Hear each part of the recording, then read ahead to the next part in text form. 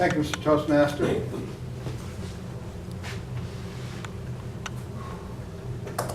An informed citizenry is at the heart of a dynamic democracy.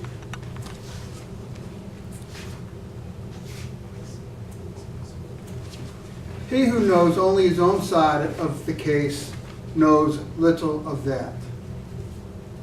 Good evening, fellow Toastmasters, and welcome, Ryan. Tonight I would like to share with you my experience in last November's election, in the hope that it will help us all consider whether we are doing our best to maintain the dynamic democracy bequeathed to us by our founding fathers. My first quote is from Thomas Jefferson, and the second is from John Stuart Mill's famous essay, On Liberty. These two quotes came to mind after the November election when I read an article that made me realize that the Mill quote applied emphatically to me. What Mill is saying is that if one doesn't understand his opponent's arguments and isn't able to refute them, then he really has no sound basis for preferring his own. I'd like to speak tonight not about the presidential election, but about the ballot questions that were presented to us here in Massachusetts, particularly the question about conditions for farm animals.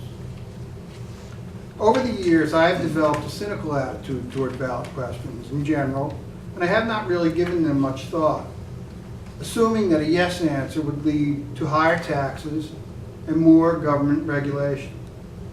And although ample information explaining both sides of the question was available before the election, I chose to consider only those points that address the economic aspects of the issue.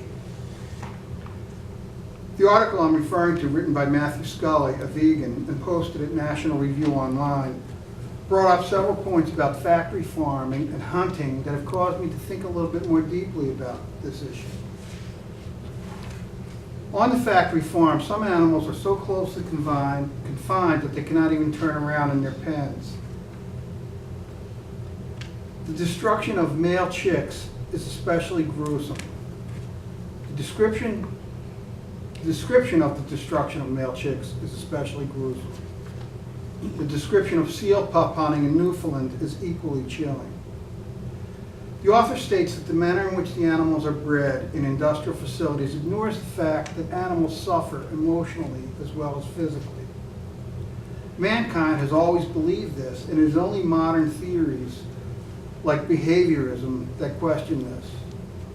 Sport hunting is also mentioned as an activity unbecoming of humanity. Pope Francis says that every act of cruelty toward any creature is, quote, contrary to human dignity. In other words, when we don't treat animals with respect, we debase ourselves. So after reading this article, I thought, wow, I really got that one wrong. But then I read the rebuttal.